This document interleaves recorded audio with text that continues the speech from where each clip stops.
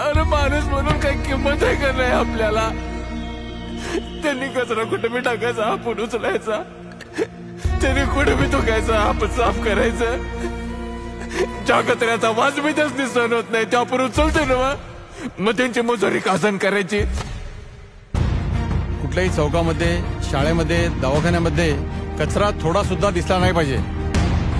गेले 2 दिवस सिंग चौकात कचरा साचू नये. भली मोठी बातमी आली पेपरात छापून. मीटिंग मध्ये काय उत्तर देऊ मी?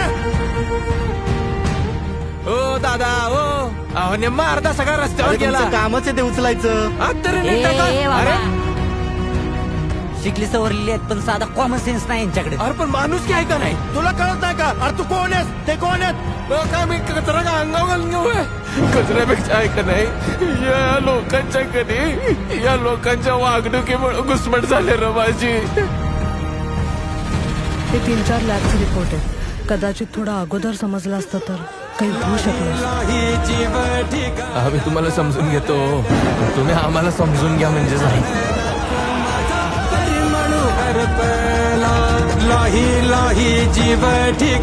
शहरात एवढा कचरा आहे, स्वच्छतेचे 3-13 वाजले आणि हे ए ग्रेडचे कागदी घोडे कोणी नाचवले?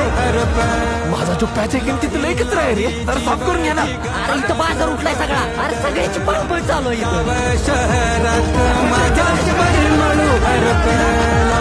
लाही लाही जीव ठिकाणात भरडला. गाव शहरात माझा परिमळू हरपला.